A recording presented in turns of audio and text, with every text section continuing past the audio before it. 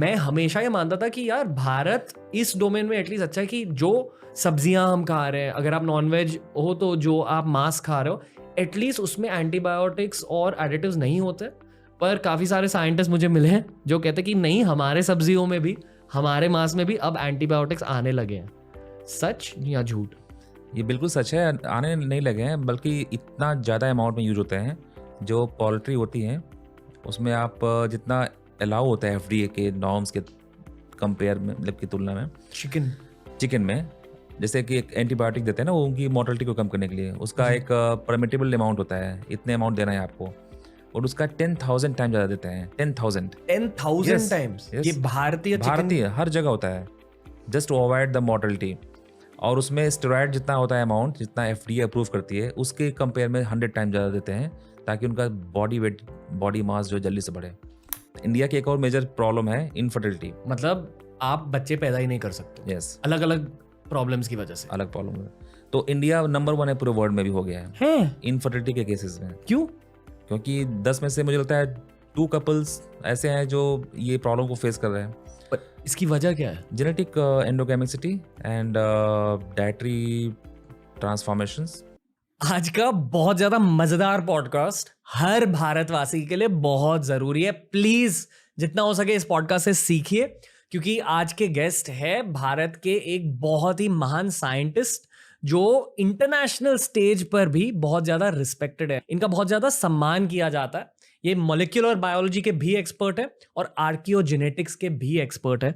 आपको खुद की जिंदगी के बारे में, खुद के खाने पीने के बारे में, खुद के भविष्य के बारे में, खुद के बच्चों के बारे में, खुद के पोते पोतियों के बारे में आज बहुत कुछ जानने को मिलेगा इस कॉन्वर्सेशन के थ्रू। मुझे बहुत ज़्यादा मज़ा आया इनसे बात करके।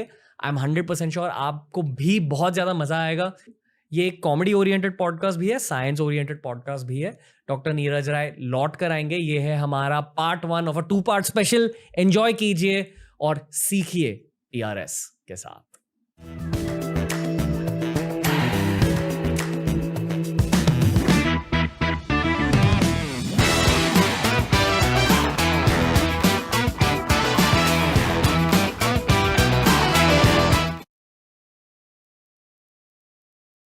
डॉक्टर नीरज राय सर, भारत को आपका इंतजार था, कैसे हो सर? बढ़िया, बिल्कुल बढ़िया, और मुझे भी इंतजार था इस शो में आने का। ओके। पता है आजकल लोग फिल्म वाले पॉडकास्ट बहुत कम देख रहे हैं और आप जैसे इंटेलेक्चुअल्स के पॉडकास्ट बहुत ज़्यादा देख रहे हैं। व्यूज़ भर भर के आते हैं पर सिर्फ इंटेलेक्चुअल पॉडकास्ट पर। क्या आप अवेयर हो इस चीज़ को लेकर? हाँ, हम लोग कोशिश करते हैं कि साइंटिफिक पॉडकास्ट को भी लोग देखें, और पिछले 2-3 सालों से काफ़ी इंटरेस्ट बढ़ा है लोगों में, और मेरे पास भी काफ़ी क्वेश्चंस आते हैं, ईमेल्स आते हैं, और लोगों को जानने में उत्सुकता होती है कि हम लोग क्या करना चाह रहे हैं और इसका क्या इम्पोर्टेंस है। तो आई थिंक इन फ्यूचर काफ़ी लोग इसमें जो है इन्वॉल्व होंगे और इस सब्जेक्ट में अपना इंटरेस्ट दिखाएंगे। सर, आपके सब्जेक्ट में आप एक वर्ल्ड लीडर हो, ना कि सिर्फ भारत के एक लीडर।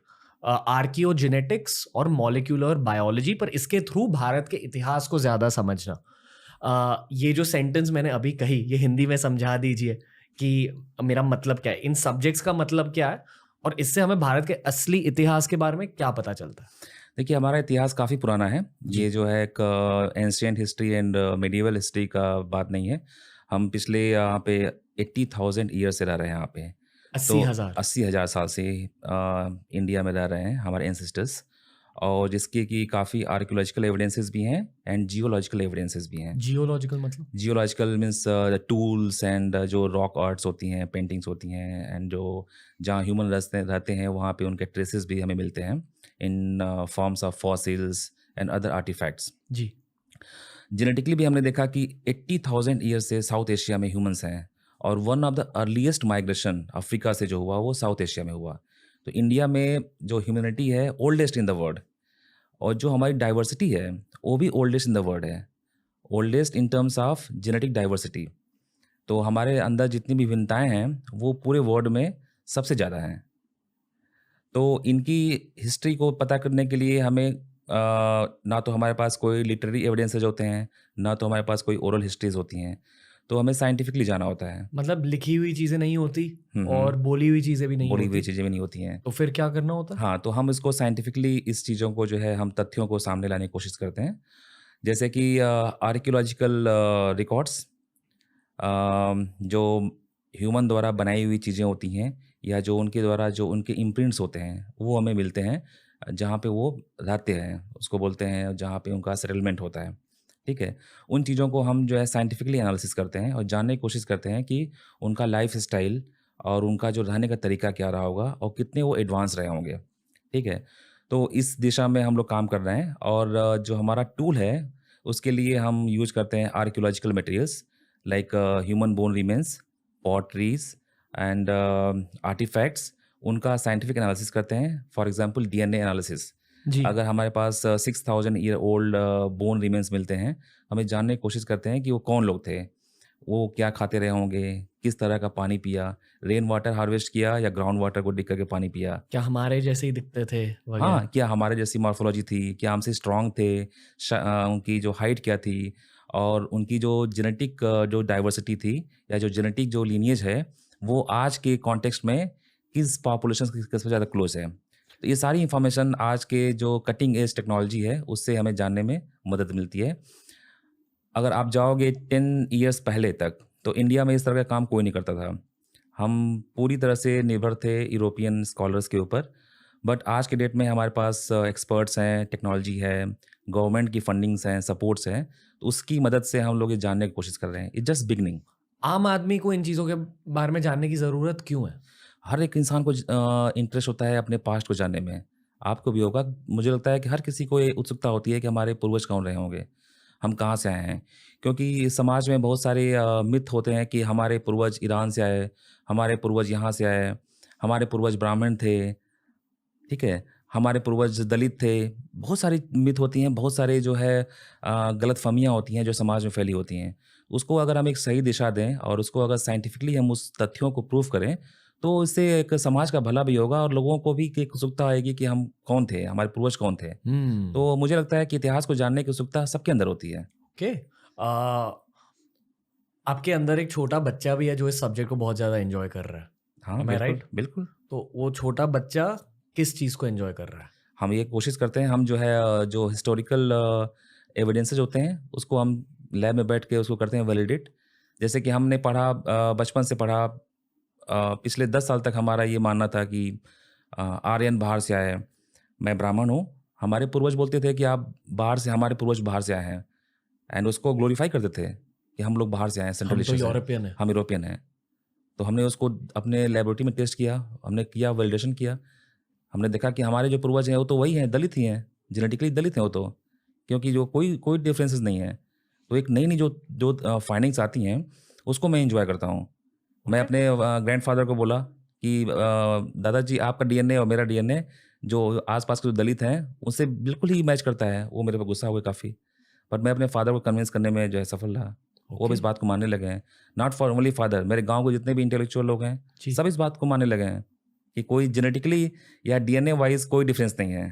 ये डिफरेंस क्रिएट कराया गया समाज के कुछ चालाक लोगों ने, जो है, जो तोड़ने की जिनकी साजिश थी, उन्होंने जो अंग्रेज़। है, अंग्रेज़ थे, अंग्रेज़ के पहले भी लोग, बहुत लोग थे। तो उन्होंने ये सब जो मिथ फैलाया, जिसको मैं तोड़ने का काम कर रहा हूँ। ओके। यस। अम, मैं एग्ज़ैक्टली समझ गया आप क्या हाँ। कह रहे हो। हुँ, बहुत लोग हैं जो हिंदी में ये हुँ, आर्यन इन्वेजन थियरी नहीं जानते, हुँ, द्राविडियन शब्द नहीं जानते और शायद जो आपने कहा ब्राह्मण, दलित, कास्ट हुँ, सिस्टम के बारे हुँ, में, उसके भी डिटेल्स नहीं जानते। हुँ, तो वैसे मैं आपसे बहुत सारे सवाल पूछना चाहता हूँ एलियंस के बारे में, महाभारत हुँ। के बारे में, रामायण के बारे में, भारत के इतिहास के बारे में, पर इससे शुरुआत करते हैं क्योंकि ये इंटरनेट का सबसे फेवरेट टॉपिक है और बहुत सारे लोग आए हैं पॉडकास्ट पर, अलग अलग राय दी है, पर अब मैं डॉक्टर नीरज राय से पूछूंगा आपकी राय क्या है सर। इस पूरे टॉपिक को ब्रेक डाउन कर दीजिए क्योंकि आपके पास वो राइट है, आप इस सब्जेक्ट को स्टडी कर रहे हो एक साइंटिफिक तरीके से। बताइए आपको ये वाली कहानी कहाँ से शुरू करनी है? आर्यन इन्वेजन थियरी से शुरू करनी है, फिर उसके बाद साइंस समझाइए। ठीक है। आर्यन इन्वेजन थियरी एक कोई थियरी नहीं है। जी। एक कुछ लोगों का एक ओपिनियन है, बहुत ही लिमिटेड लोगों का, जो इन्होंने प्रपोज़ किया कि आर्यंस आए, क्योंकि वो कंफ्यूज थे इंडो यूरोपियन लैंग्वेज से। इंडो यूरोपियन लैंग्वेज जो कि कॉमन है नॉर्थ इंडिया में, एंड वही लैंग्वेज शेयर होती है बहुत सारी यूरोपियन कंट्रीज़ में। जी। तो एक तो वो था एविडेंस उसके पास। दूसरा ये था कि कुछ लोग जो दिखते हैं गोरे और इंटेलेक्चुअल जो स्कॉलर्स होते हैं, और उन्हीं कॉन्टेक्स्ट में उन्हीं टाइम पीरियड में बहुत सारे ऐसे लोग हैं जो इनका फेयर कॉम्प्लेक्शन था डार्क होता है, एंड वो सोशली स्ट्रेटिफाइड होते हैं, वो दूसरे तरह के कामों को करते हैं। तो इन सबको एक एविडेंस बना करके उन्होंने बोला कि आर्यन इन्वेजन हुआ अराउंड 4000 ईयर्स अगो। ठीक है। मतलब कहा कि भारत में हाँ। इतिहास से पहले हाँ हाँ लोग यूरोप से आए यहाँ, बिल्कुल। और यहाँ बेसिकली हम सब आदिवासी हुए करते थे, और हमें इन लोगों ने सब कुछ सिखाया बिल्कुल कि ऐसे खेती करते हैं, बिल्कुल, लिखते ऐसे बिल्कुल। वगैरह, टेक्नोलॉजी ये होती है। बिल्कुल। एक तरह से जो यूरोपियन इंपीरियलिज्म हो रहा था पिछले 500 सालों से, जहां यूरोपियन देश दूसरे देशों को टेक ओवर कर रहे थे, ये उनकी एक छोटी सी साजिश थी ताकि हम खुद के बारे में कम सोचे कि यार नहीं इन लोगों से ही सब कुछ सीखा है। बिल्कुल। आप सहमत हो? हाँ, ये छोटी नहीं बड़ी साजिश थी, ओके। और एक काफ़ी साजिश कामयाब भी रही। पिछले 300 सालों से साजिश में वो लोग कामयाब रहे, और अभी भी लोग मानते हैं कि आर्यन इन्वेजन हुआ है। अभी बहुत सारे समाज का बहुत सारे वर्ग ऐसा है जो जो हमारी साइंटिफिक फाइंडिंग्स को नहीं मानता है। हमने इस तथ्य को डिस्प्रूव किया। One of the best journal Indian, मतलब पूरे वर्ल्ड का सबसे जो बड़ा जर्नल है, उसमें पब्लिश किया इस फाइंडिंग को। और आज के डेट में जितने भी यूरोपियन स्कॉलर्स हैं, अमेरिकन स्कॉलर्स, वो इस बात को मान चुके हैं कि कोई भी आर्यन इन्वेजन नहीं हुआ है। बट इंडिया में भी बहुत लोग ऐसे अभी हैं जो इस बात को नहीं मान रहे हैं, इंटेंसली नहीं मानने की कोशिश कर रहे हैं कि वो नहीं हुआ था इस इन्वेजन। बट हमारे पास फैक्ट्स हैं, एविडेंसेस हैं, डेटा है। कैसे प्रूव किया ये? हमने 4500 ईयर ओल्ड सैंपल्स लिए, 4000 पुराने सैंपल्स लिए, और हमने पूरे के पूरे इंडिया के different parts of India including Andaman Nicobar, Kashmir के भी सैंपल लिए। हमारे पास सैंपल्स पाकिस्तान के भी हैं, और हमने उनका डीएनए सीक्वेंसिंग किया, और different caste, different linguistic groups के सैंपल्स भी हमारे पास हैं।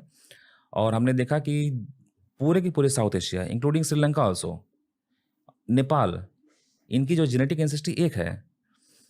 कुछ कंपोनेंट्स हैं जो कि यूरोप से आए हैं, जिनको हम बोलते हैं स्टेप एंसेस्ट्री, वो हम के सारे के अंदर है वो। बट उसकी जो इंट्रोग्रेशन टाइम है वो काफ़ी पुराना नहीं है, वो 3rd, 4th, 5th century BC के आसपास जो है मिलता है। जब सिकंदर आए थे। हाँ, उस टाइम पे है। और वो इन फ्लो माइग्रेशंस तो एक कॉन्टिन्यूस प्रोसेस होता है। कोई लैंड बैरियर था नहीं हमारे पास, और लोग माइग्रेट करते थे। For example Parsis 7th-8th century AD में आए। हमने पारसियों के भी काफ़ी सारे सैंपल्स का काम किए, काफ़ी पब्लिकेशन में हमने किया उनके ऊपर। हमने देखा 7th सेंचुरी में AD में आए वो, और वो पारसी भी यहाँ पे आने के बाद मिक्स हुए लोकल गुजराती लोगों के साथ। कोई गुजराती छोरी अच्छी लगी हाँ, किसी पारसी exactly. अंकल को, हाँ, बच्चे पैदा कर लिए। एग्जैक्टली। मतलब पारसी लोग भी थोड़े से देसी हैं, हाँ, और देसी लोग भी थोड़े से बिल्कुल फिरंगी हैं। बिल्कुल बिल्कुल। तो हमने जेनेटिकली इतना बताया कि अराउंड 200 के आसपास वो लोग आए 7th सेंचुरी AD में। संजान एक जगह थी गुजरात में, वहाँ पे लैंड किया उन्होंने, जी। और वहाँ से वो डिफरेंट डिफरेंट डायरेक्शंस में माइग्रेट किए, और मोस्टली 80 to 90% वो मेल थे, 10% 20% के आसपास फीमेल थे। हैं हाँ, और पारसीज क्यों पर? क्योंकि वहाँ पे जब इस्लामिक इन्वेजन्स हो रहे थे ईरान में, तो जोरोस्ट्रियंस रिलीजन एक खतरे में आ गई और डिफरेंट डायरेक्शन में मूव किया। तो उस समय इंडिया एक बहुत ही सेफ लैंड था। उसके पहले ज्यूस भी आए, ज्यू भी इंडिया में आए केरला में, और वहाँ पे आए, वहाँ के लोगों के साथ मिक्स हुए रोल। तो आज की डेट में अगर आप देखोगे ज्यू, तो वो बिल्कुल ही इंडियनाइज हो चुके हैं जेनेटिकली। उनके अंदर ज्यू का कोई कंपोनेंट बहुत कम बचा है। वैसे ही पारसी हैं, पारसी भी आए यहाँ पे 2 से 3 जनरेशन तक मिक्स हुए, उसके बाद से उन्होंने अपना एंडोगेमिक प्रैक्टिस स्टार्ट किया। ठीक है। बट अभी भी जो इंडियन पारसी हैं वो ईरानियन पारसी के कंपेयर में ज़्यादा उनकी जो एंसेस्ट्री है वो इंटैक्ट है।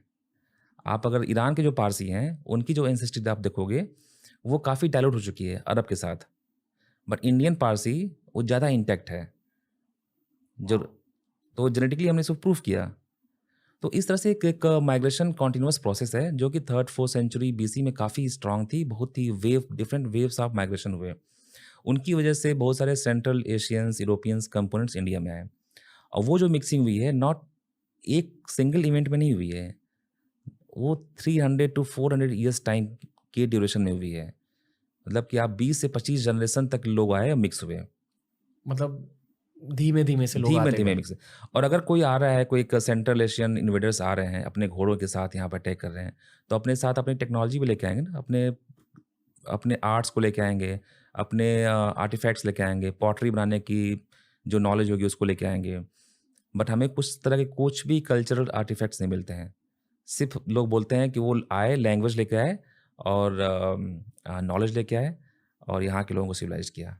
बट उसके पहले के जो सिविलाइजेशन है, मोहनजोदारो, राखीगढ़ी, धोलावीरा, लोथल, कालीबंगन, आप वहाँ पर जाकर देखिए टेक्नोलॉजी, वहाँ पे पॉटरी बनाने की टेक्नोलॉजीज़, बीट बनाने की टेक्नोलॉजीज़, सिटी की जो प्लानिंग थी, वो सब इंडिजिनस लोग थे।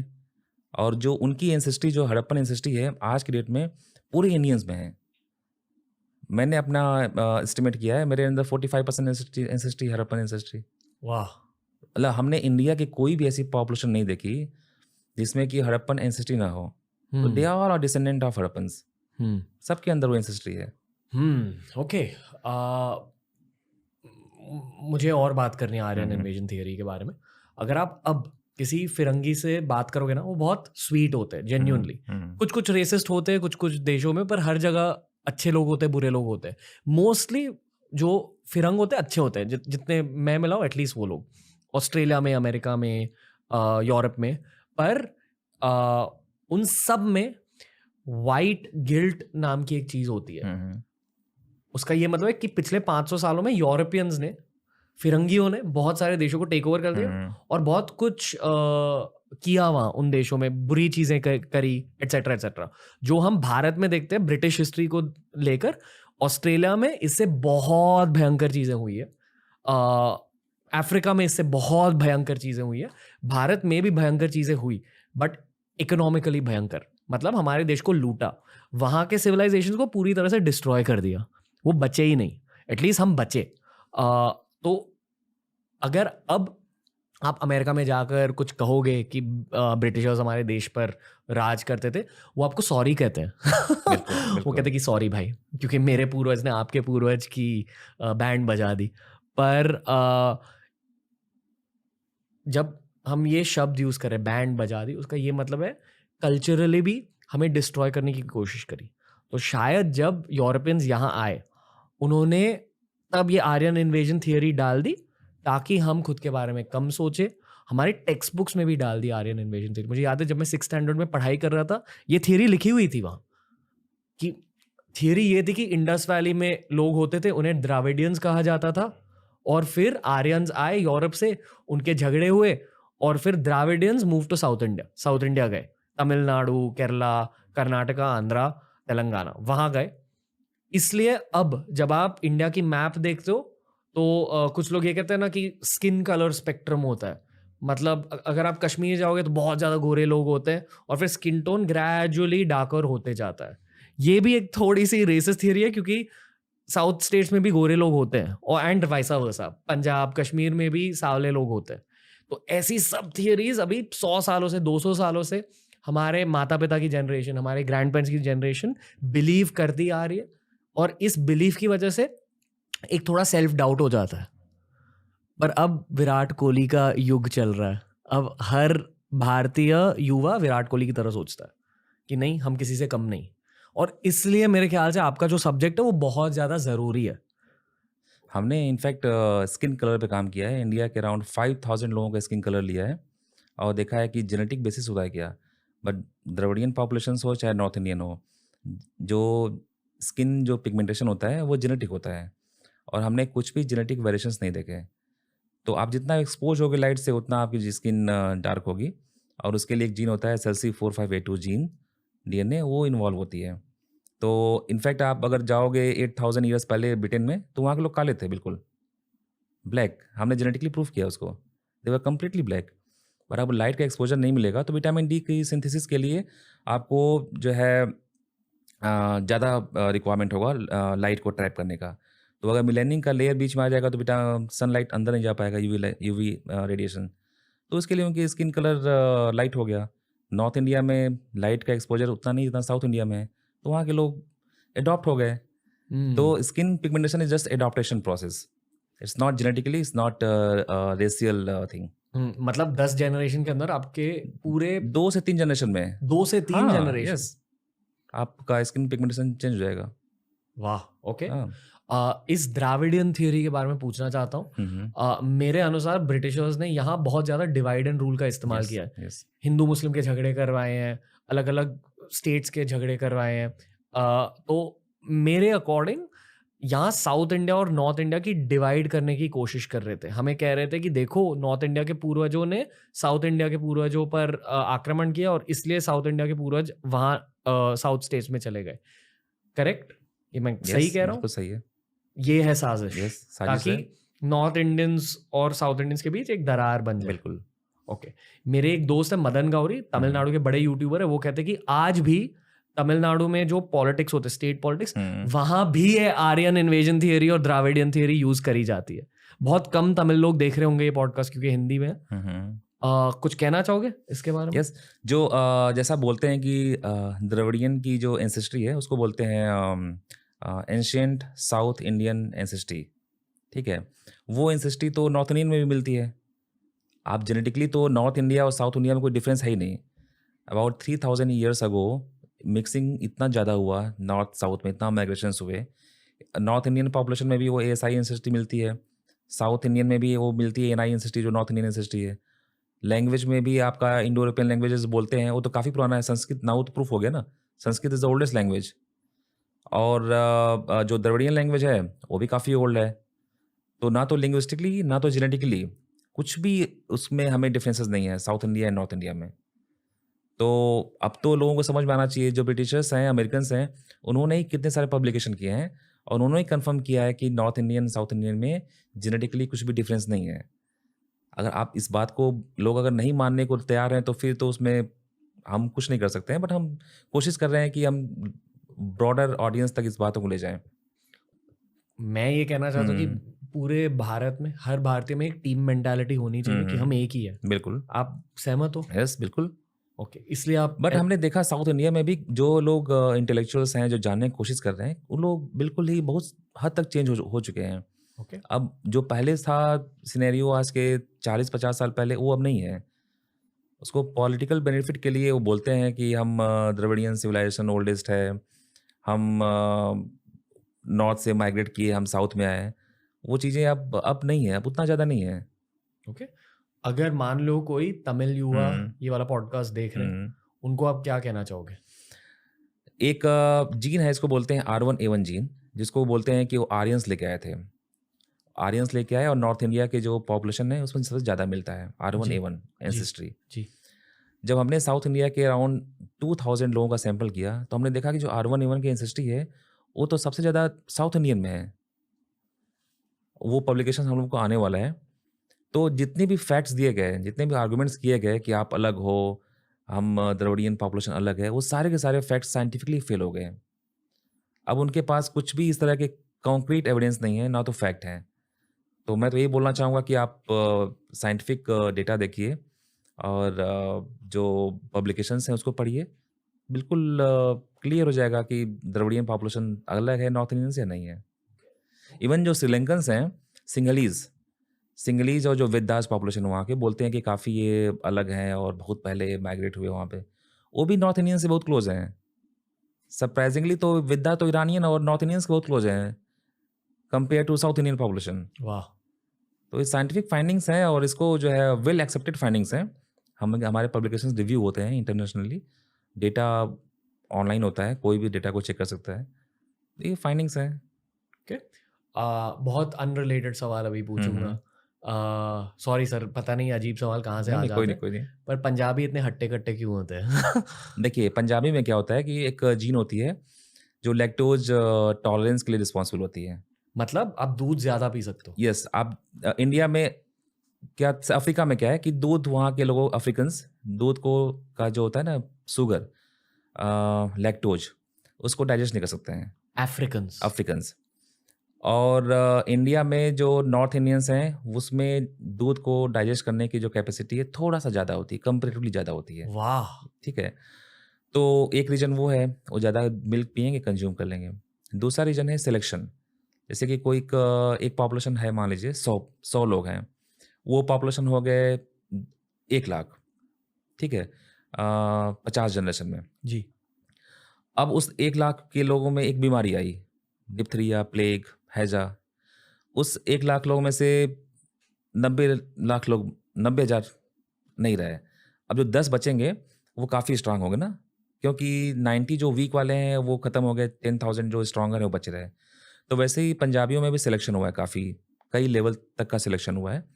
पॉपुलेशन बढ़ी, फिर कम हुई, फिर जो सर्वाइवल्स थे वो फिर से बढ़े, ठीक है? इसीलिए उनका जो साइज़ है थोड़ा-सा ज़्यादा होता है। पहला तो है लैक्टोज़, वो होते हैं टॉलरेंस, और दूसरा होता है कि उनका मल सिलेक्शन हुआ है। तो उसकी वजह से वो लंबे हट्टे-कट्टे चौड़े होते हैं। वेदर का भी रोल रहता है? वेदर का कोई रोल नहीं है, वेदर का कोई रोल नहीं कोई रहता, रोल नहीं है। खाने का रोल रहता है। यस। जैसे आप वही ना, आप देखिए साइबेरिया में या जो जो नॉर्वे है, स्कैंडिनेवियन कंट्रीज़ हैं, वहाँ के लोग भी काफ़ी लंबे चौड़े होते हैं, क्योंकि वो इतना वहाँ पे वॉरफेयर हुए हैं पिछले 3000 सालों में, कि जो कमज़ोर थे, जो सर्वाइव नहीं कर पाए, वो मारे गए। जो स्ट्रॉन्ग थे, जो लड़ने में कामयाब है, उनकी जो जेनेटिक जो लीनिएज है वो पास होती गई। तो उसी कारण से सिलेक्शन हुआ। फिर डाइट का भी रोल होता है। अगर जहाँ पे खेती-बाड़ी नहीं है, वो डिपेंडेंसी है मीट के ऊपर, तो वो लोग डेफ़िनेटली स्ट्रॉन्ग होंगे। क्योंकि जो हमने जो खाना जो अडॉप्ट किया है, ये राइस, दाल, चावल, ये तो रिसेंट फिनोमेना। 5000 ईयर्स पहले हमने ये खाना शुरू किया। हम सब नॉन-वेज खाते थे उसके हाँ, पहले। उसके पहले 50 लाख साल तक, 50 लाख ईयर्स तक जो है हमने क्या खाया है, प्लांट बेस्ड प्रोडक्ट्स खाए हैं एंड मीट खाया है। सडनली हमने अपने डाइट को चेंज कर दिया, तो उसकी वजह से भी काफ़ी डाइवर्सिटी हुई, काफ़ी बीमारियाँ आई। दूसरा है कि फाउंडर इफ़ेक्ट, कुछ से पारसीज़ हैं, पारसी 200 है, अभी पारसी 50,000 के आसपास है। 2002 में 1 लाख के आसपास थे। तो उनमें क्या हुआ कि जेनेटिक जो होती है हेटेरोजेनिटी काफ़ी कम हो गई, क्योंकि वो अदर देन पारसीज़ कम्युनिटी शादियाँ नहीं करते हैं। मतलब अपने कज़िन से शादी कर लेंगे एग्ज़ैक्टली। शायद। तो वो एक ऐसी फिनोमेना है कि उसकी वजह से उसको बोलते हैं जेनेटिकली फाउंडर इफ़ेक्ट। आप अपने जो जेनेटिक डाइवर्सिटी को कमज़ोर कर रहे हैं, वीक कर रहे हैं। उसकी वजह से क्या होता है कि रिसेसिव एलील्स होते हैं ना जीन के, जो वीक वाले जीन्स होते हैं वो कॉम्बिनेशन में आने लगते हैं। वो डिफरेंट तरह की बीमारियों को कारण बनते हैं, ठीक है? एक तरह से आप ये कह रहे हो कि अगर हुँ। आपको तगड़े बच्चे चाहिए तो जाके जापान में बीवी ढूँढ लो। हाँ, जापान, यस, ईस्ट या एशिया, या ईस्ट मैक्सिको चले जाइए, हाँ, मेक्सिको या साउथ अमेरिका। साउथ अमेरिका, मतलब हाँ। भारत से अलग किसी जगह यस, जाओ, यस, वहाँ यस, बीवी यस, ढूँढो या हाँ, वहाँ पति ढूँढो। यस। या आप वहाँ चले तिब्बत या हिमाचल में, जो वहाँ पे जो पॉपुलेशन है, अच्छी बात तिब्बतो है। बर्मन। पर चाहिए तो भारतीय नारी। बिल्कुल, बट ये काफ़ी इंडिया के लिए एक बहुत बड़ा रिस्क एंड इकोनॉमिकल बर्डन है आने वाले टाइम में। मतलब तो 40-50 साल बाद जो है, जो जेनेटिक बेस्ड डिसऑर्डर्स होंगे इंडिया में, वो है अनकंट्रोल्ड होंगे, और ये है बहुत बड़ा इकोनॉमिक चैलेंज आने वाला है, बहुत एक्सट्रीमली इकोनॉमिक चैलेंज। क्योंकि हम तो डेटा दिखाते हैं, हम तो पॉपुलेशन पे काम करते हैं। इतना ज़्यादा बर्डन आने वाला है कि हमारा देश सक्षम नहीं होगा उसको मैनेज करने में। मतलब आप ये कह रहे हो कि अक्सर भारतीय लोग हुँ। भारतीय लोगों से शादी करते हैं। नहीं, अपने अपने क्लोज़ में, जैसे आप 8 जनरेशन पहले अगर वो आपके सिबलिंग्स रहे होंगे, जी। 8 जनरेशन के बाद आपने उन्हीं के लिनेजेस से फिर शादी कर ली। तो मतलब मेरी बहन हुँ, हुँ। के पोते के पोते के पोते के पोते के पोते यस, यस। मेरी हाँ, पोती की पोती की पोती की पोती की पोती की यस। से शादी करेंगे। हाँ, तो फिर वो जेनेटिक हेटेरोजेनिटी मेंटेन नहीं होगी। रिसेसिव एलील्स का ज़्यादा एक्युमुलेशन होगा। मतलब हमें ब्राज़ीलियंस और नहीं, ब्राज़ीलियन नहीं, बट यूरोपियंस आप रैंडम करो शादी। आपको कोई भी लड़की मिल जाए, गुजराती हो, पंजाबी हो, हरियाणवी हो, तो आप उससे करो। अपने जो होती है ना कास्ट होता है उसमें, अपने गोत्र में या उसमें शादियाँ नहीं करनी चाहिए। थोड़ी ये है। मुश्किल चीज़ है ये। इसीलिए इंडिया की जो होती है जेनेटिक हिस्ट्री को समझ पाना बहुत मुश्किल है। मैंने बचपन हुँ, में डिस्कवरी चैनल पे एक हुँ, हैक सीखा था। हुँ, कहा जाता था कि अगर आप ये मैंने देखो ये मैं नहीं कह रहा हूँ, ये हाँ, डिस्कवरी चैनल से मैंने सीखा था हाँ, और मेरे सामने एक साइंटिस्ट बैठे हैं, साइंटिस्ट आपको समझाएंगे। प्लीज समझा दीजिए, मुझे हुँ, बचाइए जो मैं अभी कहने वाला हूँ इससे। तो कहा था कि अगर आप किसी को डेट कर रहे हो, हुँ, ठीक है, हुँ, और उनकी जो नेचुरल स्मेल है, हुँ, उनके बॉडी ओडर, हुँ, उनके बॉडी ओडर की वजह से जो इफेक्ट आपके मन पर आता है, हुँ, अगर किसी के पास जाकर लगता है कि यार बहुत बास आ रहा है, हुँ, ठीक है, तो उसका शायद ये मतलब हो सकता है कि या तो उन्होंने बहुत टाइम से नहाया नहीं है, ठीक है, पर अगर उसे उस फैक्टर को हटा दे, मान लो वो हाइजीनिक है, फिर भी आपको उनका बॉडी ऑर्डर कुछ खास नहीं लग रहा, उसका मतलब ये हो सकता है कि वो जेनेटिकली आपसे सिमिलर है। और अगर आपको कोई ऐसा मिला जहाँ उनके नेचुरल बॉडी ऑर्डर की वजह से आपको लगे कि हाँ यार, यहाँ मुझे कंफर्ट फील हो रहा है, इनका नेचुरल ऑर्डर मुझे अच्छा लग रहा है, और किसी का नेचुरल ऑर्डर या तो आई थिंक आर्मपिट से निकलता है या स्कैल्प से निकलता है, तो शायद आप उनके साथ जेनेटिकली कंपैटिबल हो, मतलब Yes. आपके बच्चे ज्यादा हेल्दी होंगे यस स्मेल को लेकर कुछ है। तो अब मतलब किसी को डेट करने से पहले मैं उनकी ऐसे स्कैल्प जाके सूंघता हूँ, तो अगर नहीं मजाक कर रहा नहीं, हूँ। एक बहुत अच्छा हैबिट है, इसको साइंटिफिकली प्रूव भी किया गया है। ओहो, साइंटिफिकली इसके कई सारे पब्लिकेशंस हैं। हमारे अंदर एक जीन होता है, उसको बोलते हैं HLA। हाँ जी, HLA। ओके, तो HLA का जो होता है जीन, वो प्रोड्यूस करता है एंटीबॉडी में डाइवर्सिटी। तो अगर आर्म पिट से आपकी स्मेल, अपने काउंटर पार्ट की स्मेल अच्छी लग रही है, इट मीन्स कि जेनेटिकली आप बहुत ही डिफरेंट हो, आप डाइवर्स हो, हाँ हाँ हाँ हाँ, और आप लोग एक दूसरे के कॉम्पिटिबल हो, जेनेटिकली कॉम्पिटिबल हो। मतलब बच्चे तगड़े निकलेंगे, यस, तो इस बच्चे ज्यादा हेल्दी होंगे, ज़्यादा हेल्दी होंगे। मतलब च्यवनप्राश यस, तो अगर स्पॉन्सर। उसमें बहुत सारे लोगों का सैंपल्स लिया गया, देखा गया कि जो HLA जीन है, उसमें जितना डाइवर्स है दो लोगों के बीच में, उतना उनके जो फ्रेगनेंस हैं वो एक दूसरे को पसंद आते हैं, नेचुरल फ्रेगनेंस। वैसे कुछ कुछ लोग मुझे कहते हैं कि मेरी नेचुरल फ्रेग्रेंस अच्छी है, हाँ, पर वो ना ही पंजाबी है, ना ही गुजराती है, ना ही महाराष्ट्रियन है, क्योंकि मैं पंजाबी गुजराती महाराष्ट्रियन हूँ।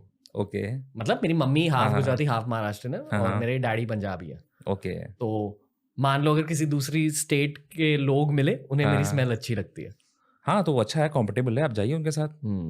पर अगर कोई हाँ। पंजाबी पास आ गया तो मुझे लगता है नहीं नहीं नहीं नहीं नहीं, सच नहीं है। मैं भी तो देने आपको बहुत डिस्टेंट कजन होगी तो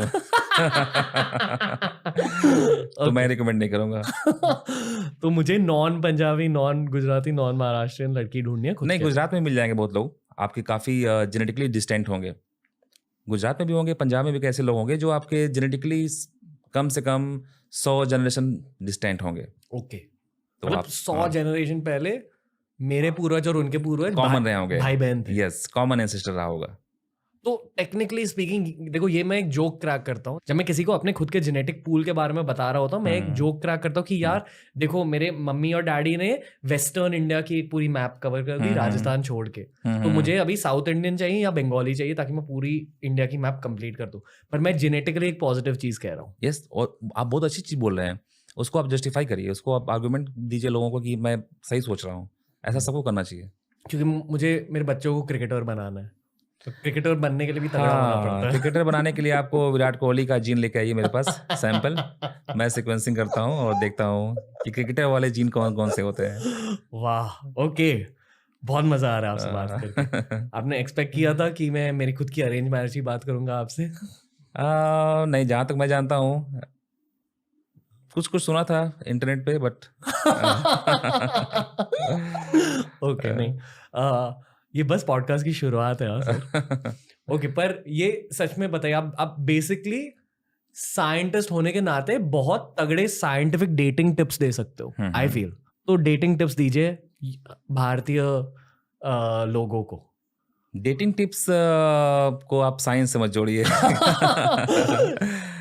जो फैमिली के जो होते हैं ना प्रेशर्स, उसको नहीं लेना चाहिए। जैसे फैमिली बोलते ही है कि आप, मेरे रिलेटिव की लड़की है, उसे आप शादी करो। जो अरेंज मैरिज में होता है, उसको थोड़ा सा जो है, उसको लेकर के सीरियस होने की ज़रूरत है।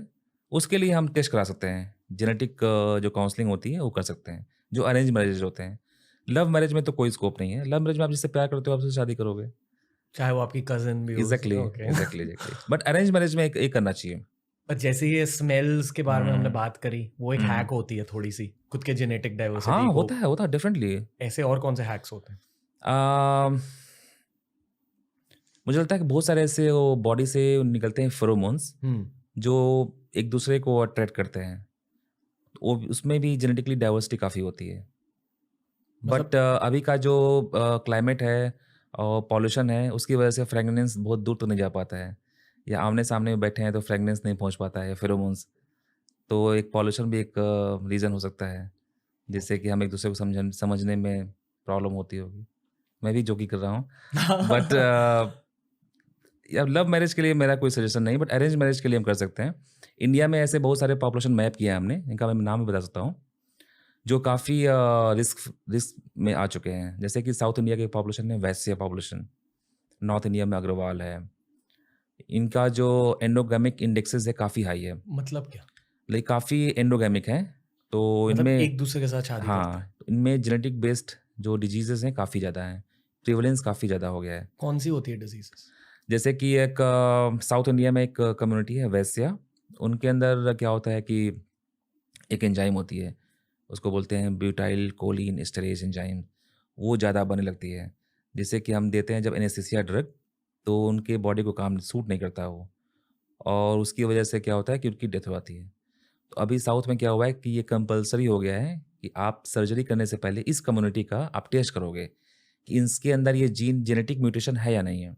क्योंकि जो आम एनेस्थीसिया होता है वो इनको वो काम नहीं करेगा, आप डोज बढ़ाते जाओगे, और बट उनके ऊपर जो है ना इतना एंजाइम्स इतना फास्ट बनता है वो कि एनेस्थीसिया ड्रग को मेटाबोलाइज कर देगा वो। तो ये बहुत, जस्ट मैंने एक एग्जांपल दे रहा हूँ, ऐसे बहुत सारी डिजीजेस हैं, बहुत सारी बीमारियां हैं, जेनेटिक बीमारियां हैं, जो एक कास्ट एक पॉपुलेशन स्पेसिफिक हैं। मतलब हड्डियों की बीमारियां, जॉइंट्स की बीमारियां। बहुत सारे, डायबिटीज से लेकर के sudden cardiac arrest, cardiomyopathy, hypertension, बहुत सारे ऐसे रेयर डिजीज होते हैं जिसको कि जिसकी प्रिवलेंस काफ़ी कम होती है, बट वो पॉपुलेशन में है वो। अग्रवाल हुँ। कम्युनिटी आपने अग्रवाल कहा। कम्युनिटी में भी है। ओके, और हुँ। कौन से? वैश्य कम्युनिटी है, साउथ में पल्लार है, नॉर्थ में भी कुछ कुछ ब्राह्मण ग्रुप्स हैं। ऐसे अराउंड 30-35 ऐसे पॉपुलेशन है, जिसका कि जो एंडोगेमिक इंडेक्स है, वो वर्ल्ड में जो सबसे हाईएस्ट एंडोगेमिक जो पॉपुलेशन है, से फ़िनलैंड की एंड एस्केनाज़ी ज्यूज़, उनसे भी सेवरल फोल्ड ज़्यादा है। तो जो हैं? फ़िनलैंड की जो पॉपुलेशन है फ़िन और एस्केनाज़ी ज्यूज़, वो शादी करने से पहले उनको टेस्टिंग कराना कंपल्सरी होता है। जेनेटिक टेस्टिंग के बिना वो शादी नहीं कर सकते हैं, just to avoid this kind of disorders. But India में आप देखो, ऐसे ऐसा कोई रूल नहीं है। मतलब साइंस की वजह से हाँ, वो जनरेशन बच चुकी है, बिल्कुल।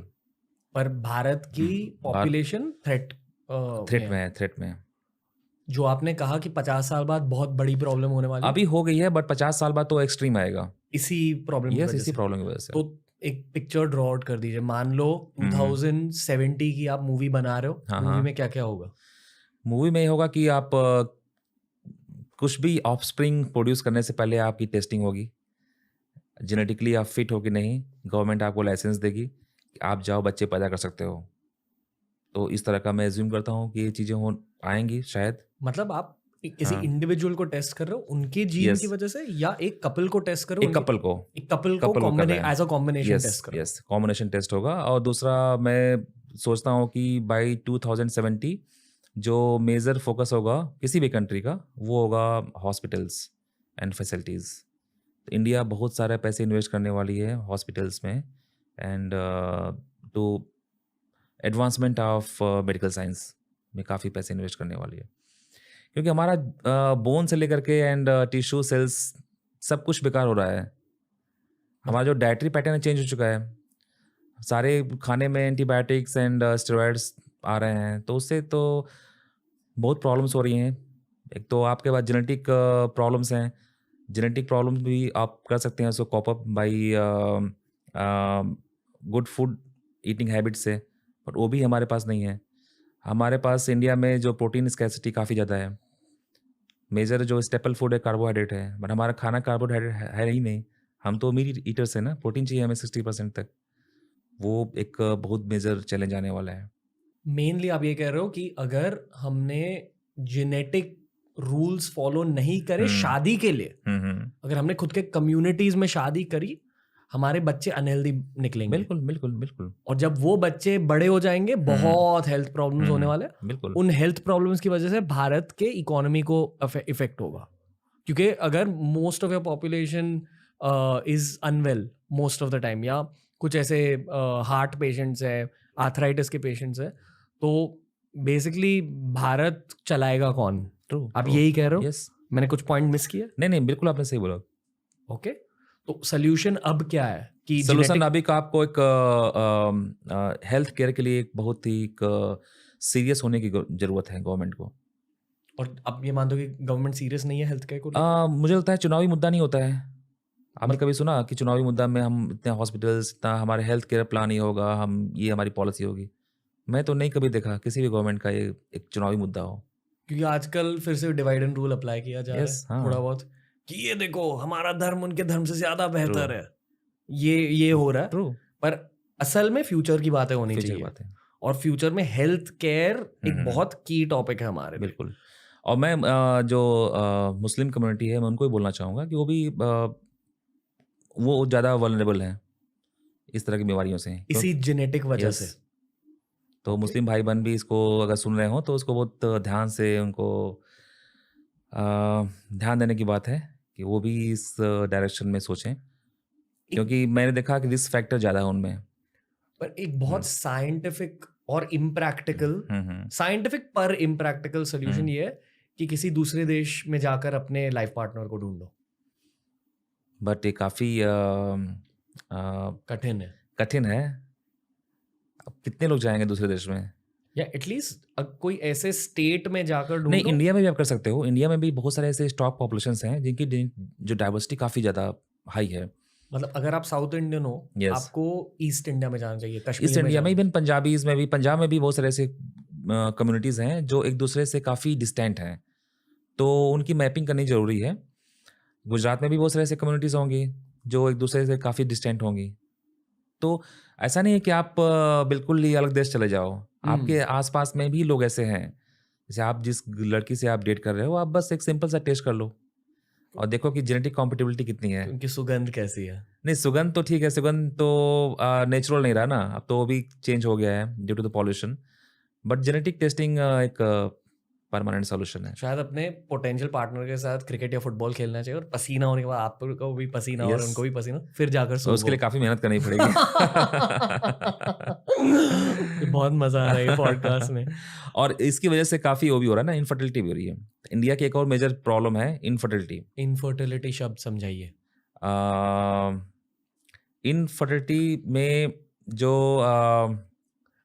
Offspring, unable to produce offspring. मतलब आप बच्चे पैदा ही नहीं कर सकते यस, अलग अलग प्रॉब्लम्स की वजह से। अलग प्रॉब्लम है। तो इंडिया नंबर 1 है पूरे वर्ल्ड में भी हो गया है है इनफर्टिलिटी के केसेस में। है यस, क्यों? क्योंकि 10 में से मुझे लगता है 2 कपल्स ऐसे हैं जो ये प्रॉब्लम को फेस कर रहे हैं। पर इसकी वजह क्या है? Genetic endogamicity and dietary transformations. Okay yes, sir, आपने डाइट के बारे में बार बार बात किया अभी। ये मुझे जानना है, मतलब ये ऑब्वियस सी चीज अगर जो आप- हमारे जो हम डाइट खाते हैं उसकी वजह से हमारा पूरा हेल्थ होता है, डिपेंडेंसी होती है डाइट का। हमारे जो पेट में जो बैक्टीरिया होते हैं जिसका वेट होता है अप टू ½ kg। हाँ, हमारे पेट के अंदर जो बैक्टीरिया का जो वजन है वो ½ किलो है। हाँ, और वो डिफरेंट डाइटरी हैबिट्स के अगेंस्ट उनकी जो कॉलोनी है वो चेंज होती रहती है। ओके तो मैं ये मानता हूँ कि हमारा शरीर नहीं है ये, शरीर ये है बैक्टीरिया। जो हमारे पेट के अंदर बैक्टीरिया है वो उसके हम हैं, होस्ट हैं। वो अपने हिसाब से चला रही है हमारी बॉडी को। हमारे अंदर एक दुनिया है। यस, दुनिया है वो। ओके वो अगर उसकी एक पॉपुलेशन कम हो रही है, एक कम्युनिटी कम हो रही है इस बैक्टीरिया की, तो वो आपको स्ट्रेस देगी। आप स्ट्रेस में हो जाओगे और उस स्ट्रेस की वजह से बहुत सारे ऐसे बायोकेमिकल्स बनेंगे और वो बैक्टीरिया का पॉपुलेशन बढ़ जाएगा। तो आपको कॉन्टिन्यूस स्ट्रेस देती रहेगी। ओके और फिर हेल्थ प्रॉब्लम्स होते यस, रहेंगे। हेल्थ प्रॉब्लम होगा। ओके अब यहाँ मैं हम्म, एक खुद के लाइफ एक्सपीरियंस को शेयर करना चाहूँगा, एक लर्निंग को शेयर करना चाहूँगा। अमेरिका में 3-4 बार गया हूँ मेरे ज़िंदगी में, और मेरे बहुत सारे करीबी के दोस्त अमेरिका में पढ़ रहे हैं। मैंने उनसे पूछा कि अमेरिका में अलग क्या होता है कल्चरली, तो उन्होंने कहा it's a pill oriented culture. मतलब हर चीज़ के लिए एक टैबलेट होती है, एक दवाई होती है हर चीज़ के लिए। आपको टेंशन भी फील हो रही है, कोई आपको दवाई दे देता है। ये बहुत कॉमन चीज़ है अमेरिका में। पूरे दुनिया में अगर आप यूरोप जाओगे ना, ऐसे नहीं होता। लोग पिल्स कम लेते हैं, जब बीमारी होती है तब लेते हैं एज मेडिसिन। वहाँ हर चीज के लिए पिल्स होते हैं, और ये सप्लीमेंट्री पिल्स नहीं है। सप्लीमेंट्स तो हर जगह होती है, बिल्कुल बिल्कुल। और काफी सारे सप्लीमेंट्स आपके सेहत के लिए बहुत अच्छी होती है अगर आपने रिसर्च किया और उसके बारे में जाना तो। पर हर चीज के लिए पिल्स, जैसे मुझे एंग्जाइटी हो रही है तो पिल, अगर मुझे Yes. फोकस करना, अगर पढ़ाई करना, उसके लिए भी पिल लेते हैं लोग। तो आई एम श्योर कि आपका पेट का बैक्टीरिया उन पिल्स की वजह से डेफिनेटली अफेक्ट Affect होगा। होगा। अगर उस पिल्स में एंटीबायोटिक्स हैं, डेफिनेटली होगा। ओके एंटीबायोटिक का आप अगर 7 दिन का डोज लोगे तो आपकी 95% तक जो बैक्टीरिया का वेट है, जो क्वांटिटी वो कम हो जाएगी 95% तक। ओके। पर जनरली आपकी बॉडी केमिस्ट्री भी बदल रही है ना, क्योंकि आप इतने दवाइयां डाल रहे हो आपके शरीर के अंदर। भारत में वैसे कम होता है, तो अगर आप भारत के किसी गांव में जाओगे, वहां के लोग ज्यादा तगड़े होते हैं, ज्यादा हेल्दी होते हैं, I feel, as compare to city. उसके बहुत सारे रीजंस है, पोल्यूशन भी एक बहुत बड़ा फैक्टर, स्ट्रेस एक फैक्टर है, पर जनरली वहां इम्यूनिटी ज्यादा होती है। आप नहीं, वो उसका भी फैक्टर है स्ट्रेस। ओके आप वहाँ के लोगों में हो सकता है कि स्ट्रेस कम हो, जी बट स्ट्रेस बहुत बड़ा एक फैक्टर है, मेजर फैक्टर। सर। क्योंकि ये क्लिप बनने वाला है, खुद की इंट्रोडक्शन दे दो, आपकी प्रोफेशनल इंट्रोडक्शन। हम काम करते हैं ह्यूमन पॉपुलेशन जीनोमिक्स पे एंड गट माइक्रोबायोटा पे। हमने फर्स्ट टाइम इंडिया में जो है डिफरेंट ट्राइब्स के जो है हमने स्टूल सैंपल लिए एंड उसका हम देख रहे हैं गट माइक्रोबायोटा, उसकी सीक्वेंसिंग कर रहे हैं। एंड उन्हीं पॉपुलेशन के जो लोग हैं जो एग्रीकल्चर को अडॉप्ट कर लिए हैं और सेम कम्युनिटी के लोग जो सिटी में रहते हैं, तो हमने पूरे इंडिया के सबसे बड़ा जो है सैम्पलिंग स्ट्रेटजी प्लान किया है, सैम्पलिंग कर रहे हैं हम लोग। हमारे पास डेटा है। तो अब ये कह रहे हो कि जो लोग जंगल में रहते हैं या नेचर के साथ रहते हैं, वो ज़्यादा हेल्दी होते हैं, क्योंकि वो एंटीबायोटिक्स और स्टेरॉइड्स नहीं खा रहे अपने खाने के थ्रू। पर स्पेसिफिकली चिकन की बात करते हैं, तो हमें लगता है कि हम जहाँ से बिलोंग करते हैं, लखनऊ, वहाँ पे हमने काफ़ी सर्वे किया, रिसर्च किया, हमें एक चीज़ मिला जो कि काफ़ी ऑर्गेनिक है, वो है मटन। जो गोट होती है वो गाँव से आती है। गलौटी कबाब। हाँ, जो गोट होती है वो गाँव से आती है, गोट की फार्मिंग नहीं होती है यूपी में। और गोट जो होती है वो बिल्कुल नेचुरल होती है ना, घास जो दूब होते हैं, दूब बोलते हैं उसको, वो खाती है। तो मेरे हिसाब से सबसे प्योर खाना वही है। उसके अलावा वहाँ के सारे खाना कंटामिनेटेड हैं, सारे वेजिटेबल्स में कोई फ्रेगनेंस नहीं होता है, उसमें फर्टिलाइजर्स का बहुत ज़्यादा अमाउंट यूज होता है। मिल्क में स्टेरॉइड्स डालते हैं, काउज में इंट्रोड्यूस करते हैं स्टेरॉइड्स। तो एटलीस्ट मुंबई में एक शब्द होता है गाउटी चिकन। आई डोंट नो अगर भारत भर गाउटी चिकन आप जानते हो? हाँ, मैंने नाम सुना है। देसी हाँ, चिकन। हाँ, हाँ। देसी चिकन होता है ना, वो हाँ, वो तो मुर्गे, हाँ, वो चलेगा, वो अच्छा होगा। क्योंकि वो लोकली ब्रेड होते हैं। ओके। तो वो खाना ठीक है। मेरे हिसाब से सही है। हाँ, मतलब ज्यादा हेल्दी होता है एज कम्पेयर टू बाजार वाला चिकन, जो बड़े बड़े वो चिकन के लेग पीसेस होते हैं, बड़े बड़े चिकन ब्रेस्ट होते हैं, शायद उनमें सबसे ज्यादा स्टेरॉइड। और नॉनवेज खाने से जैसे आप वेजिटेरियन हो तो आपको vitamin B12 and vitamin D3 उसकी डिफिशियंसी हो सकती है, क्योंकि जो सोर्स ही होता है वो होता है नॉन वेजिटेरियन। तो इसके लिए आपको सप्लीमेंट्स लेना होगा अगर आप वेजिटेरियन हो तो। और मैग्नीज है हमारे, मैग्नीज एंड सेलेनियम बॉडी के लिए काफ़ी यूज़फुल होता है। वो इंडियन कॉन्टेक्स्ट में काफ़ी कम मिलता है हमारे सब्जियों में and even non veg food में, तो उसके लिए आपको सप्लीमेंट्स लेना चाहिए। ओके, थोड़ा और ब्रेक डाउन करना है सर। देखो, मैं नॉनवेज के अगेंस्ट बिल्कुल नहीं हूँ, वो मेरी खुद की पर्सनल चॉइस है। आई फील कि हर किसी की खुद की पर्सनल चॉइस होती है। पर मैं सिर्फ एक हेल्थ पर्सपेक्टिव से जानने की कोशिश कर रहा हूँ, बेस्ड ऑन फैक्ट्री फार्मिंग। तो प्लीज करेक्ट मी जहाँ मैं गलत अगर कुछ कह रहा हूँ, ठीक है? जब मैं खुद नॉनवेज खाता था तो मैं बहुत ज़्यादा पैकेज चिकन खाता था, जहाँ बड़े बड़े चिकन ब्रेस्ट पीसेस, बड़े बड़े चिकन लेग पीसेस होते थे। और मेरे अंकल ने मुझे कहा था कि यार ये पैकेज ना कम खाया कर, अगर चिकन खाना है हर दिन तो जो आप बाजार में जाकर एक लाइव चिकन को काटा जाता है वो ज़्यादा हेल्दी होता है। आई फील कि वो पैकेज चिकन से ज़्यादा हेल्दी होता है, पर वो उसमें भी शायद स्टेरॉइड्स और एंटीबायोटिक्स होते ही होंगे। बिल्कुल। तो एक्चुअली अगर चिकन खाना एक हेल्दी तरीके से, आपको सिर्फ देसी चिकन खाना चाहिए। हाँ, अगर देसी चिकन को ऐसे कल्टीवेट किया गया है जिसमें कि स्टेरॉइड्स कम यूज हुए हैं तो अच्छा हेल्दी हो। ओके। और मैं एक और चीज़ कहना चाहूँगा, मोस्टली भारत में लोग रेस्टोरेंट में चिकन खाते हैं, मोस्टली रेस्टोरेंट में पैकेज चिकन का इस्तेमाल किया जाता है। मतलब जब आप रेस्टोरेंट का खाना खा रहे हो, एंजॉय करो, पर ये भी जानो कि आप स्टेरॉइड डाल रहे हो बॉडी में और एंटीबायोटिक्स डाल रहे हो। वो तो आप कॉन्टिन्यूस अगर आप खा रहे हो तो डेफिनेटली बॉडी में जा ही रहा है। और स्टेरॉइड्स का मेटाबॉलिज्म बहुत स्लो होता है, वो लॉन्ग टर्म तक आपके बॉडी में रहेगा। कैंसर स्टेरॉइड जो है यूरिन से बाहर नहीं निकलता है, वो बॉडी में सर्कुलेट होता रहता है और काफ़ी उसका स्लो होता है डिग्रेडेशन बॉडी के अंदर। निकालते कैसे? देखो, जितने भी आप लेते हो एंटीबायोटिक या कुछ भी दवा लेते हो तो वो लीवर में होता है मेटाबोलाइज और यूरिन से बाहर निकल जाता है 8 आवर्स के बाद या 12 आवर्स के बाद। बट स्टेरॉइड लंबे समय तक रहता है बॉडी के अंदर, क्योंकि उसको मेटाबोलाइज करने की जो प्रोसेस होती है स्लो होती है, तो स्टेरॉइड ज़्यादा हार्मफुल होता है। तो मान लो मैंने अभी 5-6 सालों से नॉनवेज नहीं खाया, पर मेरे बॉडी में भी वो स्टेरॉइड्स हैं? नहीं, उतने लंबे समय तक नहीं होता है। ओके, कुछ टाइम तक होता है, वो बॉडी से बाहर आ जाएगा। आप चिंता मत करो, आप फिट हो। नहीं, मस्ती कर रहा हूँ।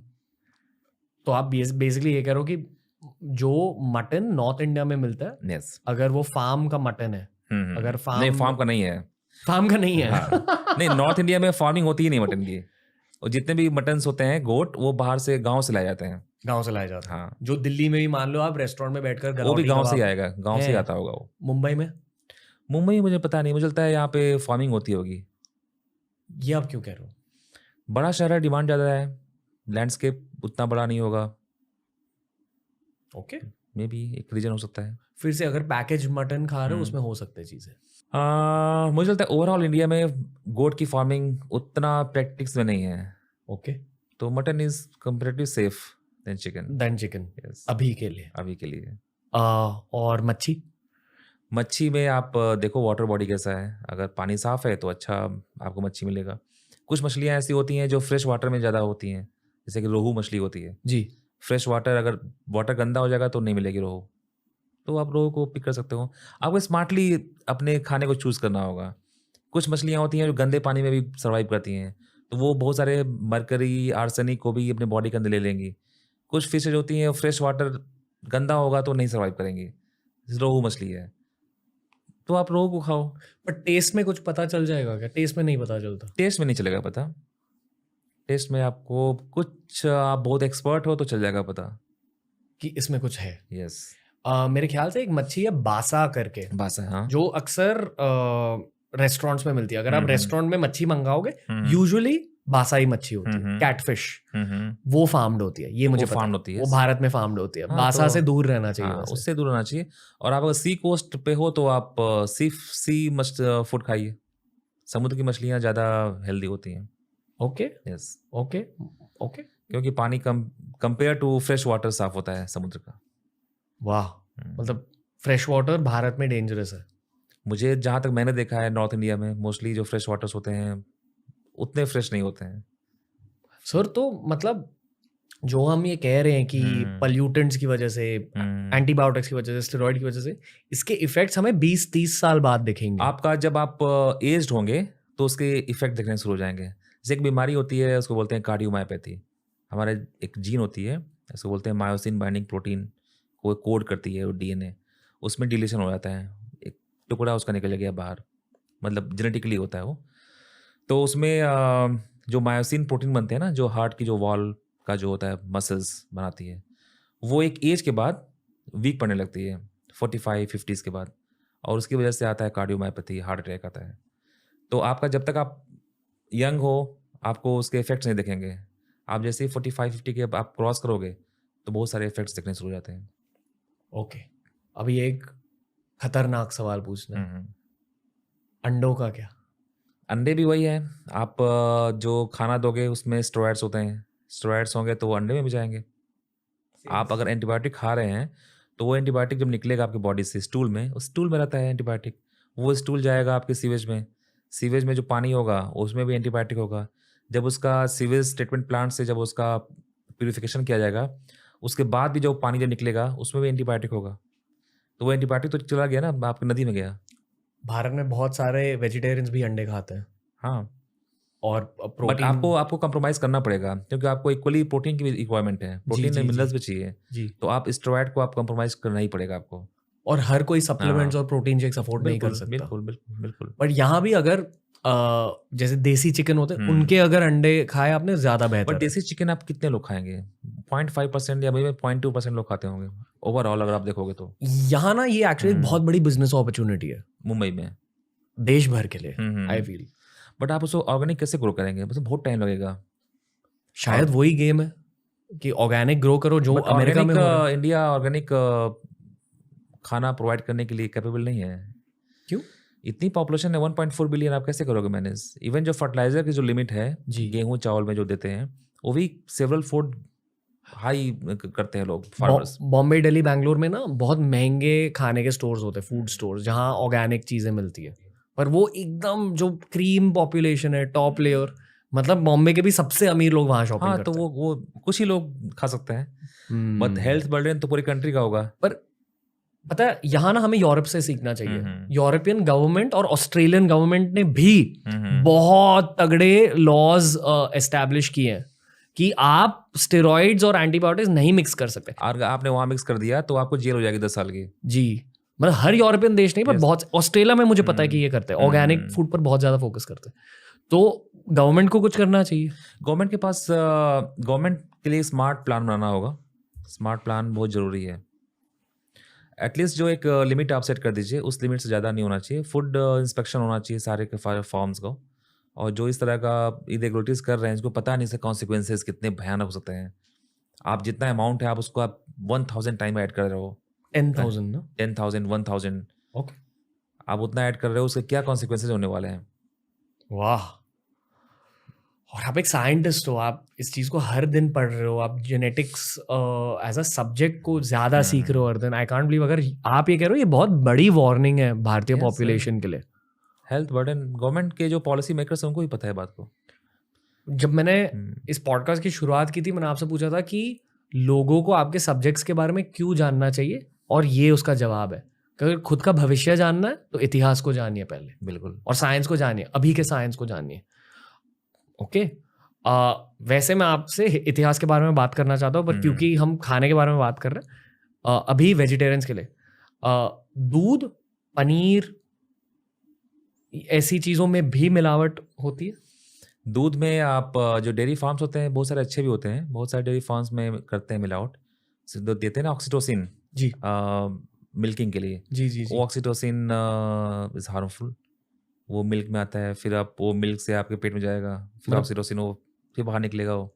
ताकि गाय ज़्यादा दूध प्रोड्यूस करे। हाँ, बिना बछड़े के दूध दे देते हो, या Okay. ज़्यादा अमाउंट में उसका लैक्टेशन हो। और आप देखिए गाय क्या खाती है, वो भी तो मैटर करता है ना। आप गाय को आप वो खिलाओगे, गेहूँ खिलाओगे और चावल, तो उसको कुछ नहीं मिलेगा, उसके दूध में कुछ भी नहीं होगा। मिनरल्स तो होंगे नहीं, कुछ ट्रेस एलिमेंट्स नहीं होंगे। अगर वो गाय का जो नेचुरल खाना क्या है, घास है, घास एंड लीफी है, आप उसको पूरा का पूरा गेहूँ खिला दिए, वो भी बेकार क्वालिटी ऑफ जो गेहूँ होता है, फिर उसमें क्या मिलेगा। मैं ना वेकेशन के लिए यहाँ गया था, राजा जी नेशनल पार्क हाँ, के हाँ। एक होम स्टे में। हम्म ये ब्रांडेड चीज़ नहीं है, एक विस्टा रूम्स का बढ़िया होम स्टे है, वहाँ जाइए आप। हम्म वहाँ के ओनर्स ने मुझे वहाँ के आदिवासियों से मिलाया, जिन्होंने हमें चाय पिलाई थी, और वो चाय में जो दूध यूज़ किया गया था वो वहाँ की जंगली गाय से निकला हुआ दूध था। तो मैंने उनसे पूछा जंगली गाय मतलब क्या। उन्होंने कहा कि यहाँ जो चीज़ें उगती है, वो खाते हैं वो। हाँ, कुछ कुछ टाइगर्स भी कभी कभी गाय को खा लेते हैं, हाँ, हाँ, पर हाँ। वो एक रिस्क रहता है। और वहाँ की पॉपुलेशन ने टाइगर्स के साथ एक सिम्बायोटिक रिलेशनशिप बना दिया कि अच्छा एक गाय अगर खानी है आप खा लो, पर मोस्टली वहाँ की गाय वहाँ के पेड़ पौधे खाती है, और वहाँ का दूध का स्वाद अलग था। बिल्कुल। अगर हम भी गांव वाला दूध पीने लगे तो ज्यादा हेल्दी हो जाएंगे, बिल्कुल। तगड़े भी होंगे, हाँ, एक्सेट्रा एक्सेट्रा। मैं जब जाता हूँ अपने गांव तो मैं देखता हूँ कि लोग प्राउडफुली बोलते हैं, अरे मेरे गाय का दूध काफ़ी अच्छा है, हम तो इसको अनाज खिलाते हैं। पता है सर, मुझे एक चीज मेंशन करनी है यहाँ। 20s टीनेज में तो था ही, पर 20s में भी मुझे बहुत बड़ा पिंपल्स का प्रॉब्लम था, और मुझे पता नहीं था कि ये क्यों हो रहा है। जब नॉनवेज थोड़े से कम हो गए, पर जब मैंने एक्चुअली दूध पीना छोड़ा, बहुत ज्यादा कम हो गए, बहुत ज्यादा। दूध और चीज, इन दोनों चीजों को हटाया लाइफ से। मेजॉरिटी ऑफ इंडियंस को पता नहीं होता है कि वो लैक्टोज टॉलरेंस है, क्योंकि हमारा दूध पीना तो एक होती है ना कॉमन प्रैक्टिस। जी समझ लीजिए एक बच्चा है 12 साल का बच्चा है, जेनेटिकली उसके अंदर लैक्टोज टॉलरेंस का जीन है, 50% प्रोबेबिलिटी है कि वो लैक्टोज टॉलरेंस है, फिर भी उसके पेरेंट्स को दूध पिलाते हैं। तो इंडिया एक ऐसी कंट्री है पूरे वर्ल्ड में जहाँ पे यूनिवर्सली सबको दूध पिलाया जाता है, सारे बच्चों को दूध पिलाते हैं, जबकि बच्चा वो तो टॉलरेंट है दूध के लिए। उसका पेट खराब रहेगा, उसको अनईजी फील होगा, उसको इरिटेशन होगा, फिर भी वो दूध पिए जा रहा है वो। मतलब बट ये नॉलेज क्यों नहीं, मतलब इंडियंस, कॉमन इंडियंस के पास क्यों नहीं जाती है नॉलेज?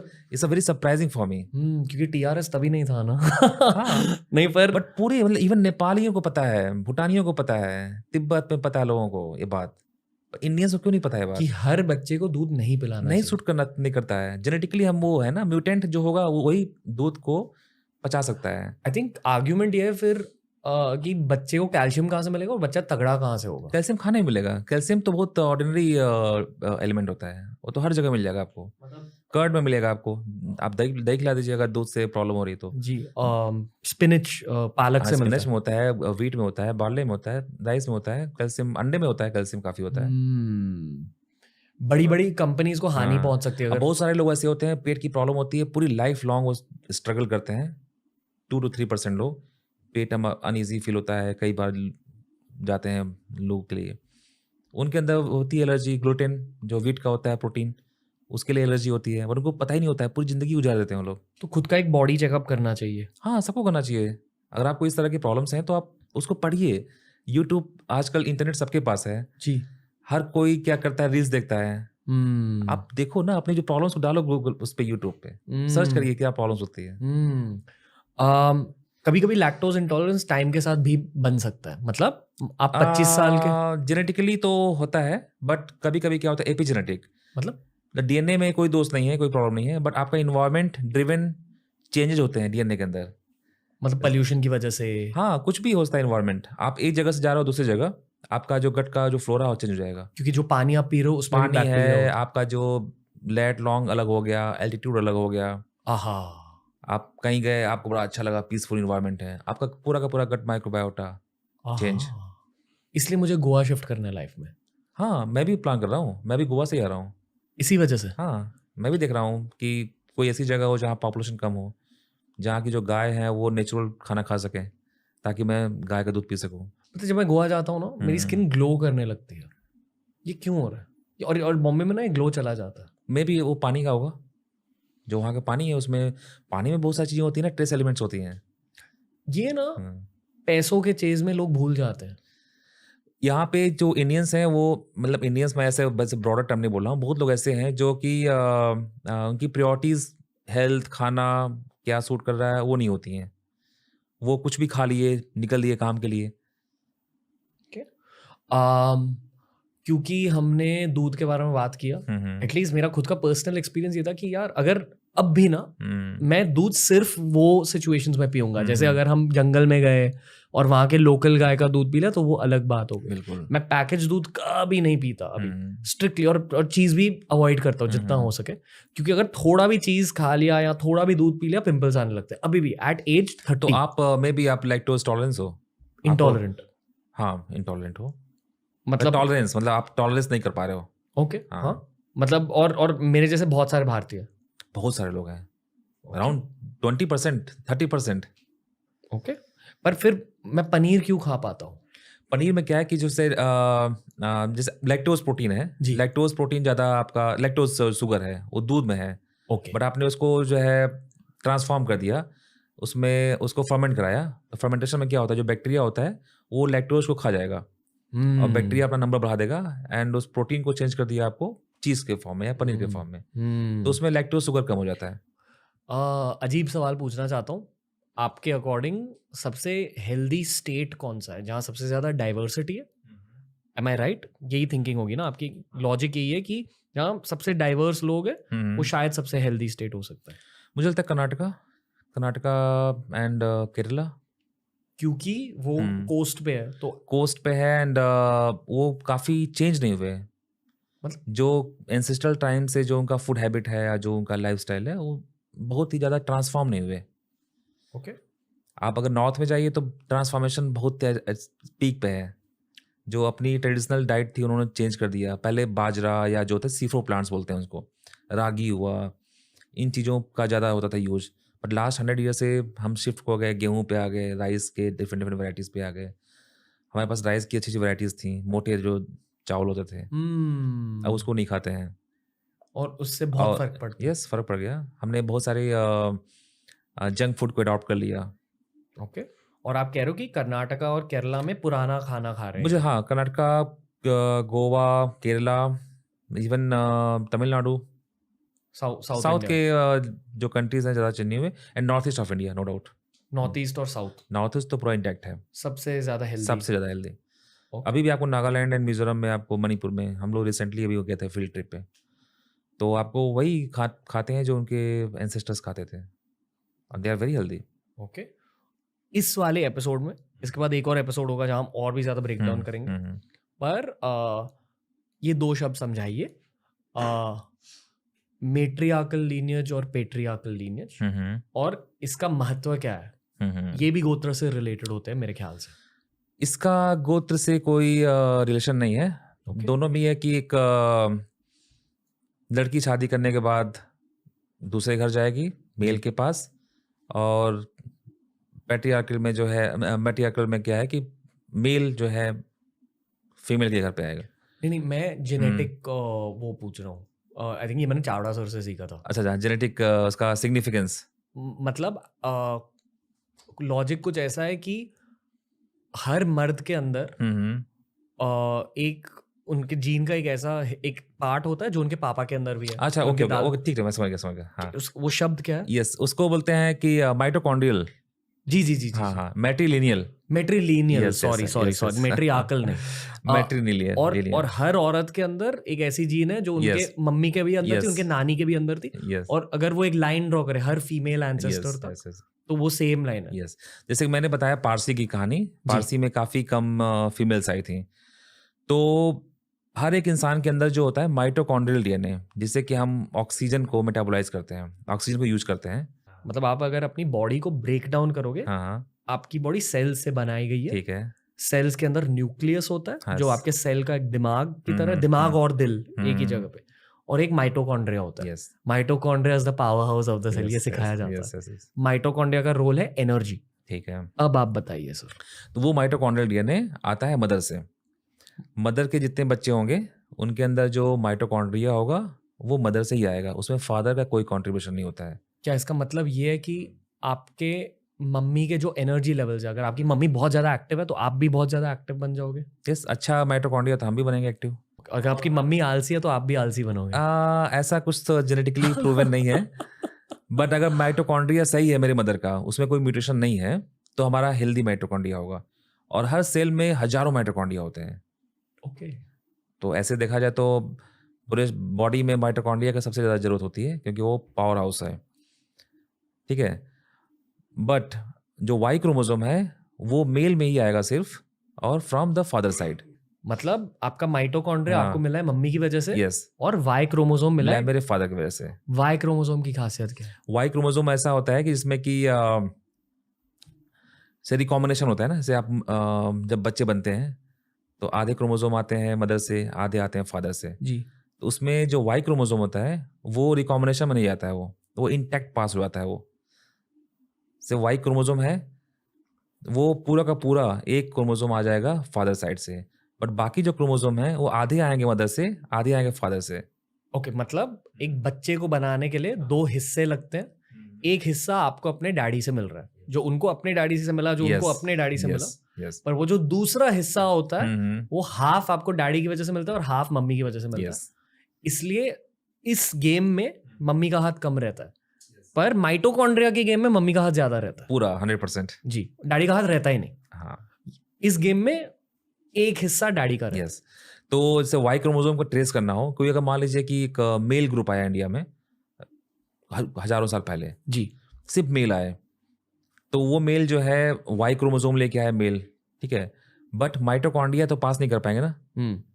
उन्होंने लोकल वुमेन से यहाँ शादियाँ की, बट आप माइटोकॉन्ड्रिया को जब स्टडी करोगे तो आपको दिखेगा कि तो लोकल है सब।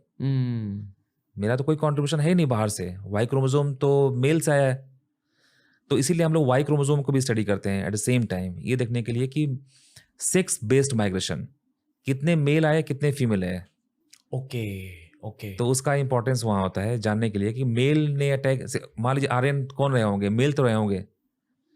ऐसा बोला गया था कि जब आर्यन ने इन्वेड किया तो वो मोस्टली मेल थे, घोड़े पे आए, तलवार लेकर के आए, और अपना सुपीरियरिटी की वजह से इन्होंने अटैक करके उन्होंने ऑक्यूपाई करा लिया। जी। और वो अपने साथ एक खास तरह का वाई क्रोमोसोम लेके आए जिसको बोलते हैं R1A1, बहुत सुपीरियर क्लास का R1A1, पूरे यूरोप में होता है वो मेल में। जी। और वो उस समय लेके आए 4000 साल पहले। कुछ पब्लिकेशंस हुए 2002 में, 2000 में कुछ बुक्स लिखे गए, काफ़ी हाई प्रोफाइल बुक्स इंडिया में, उन लिमिटेड डेटा के ऊपर लिखा गया, जिसमें कि ये देखा गया कि R1A1 जीन जो है मोस्टली नॉर्थ इंडियंस में है, साउथ में नहीं है।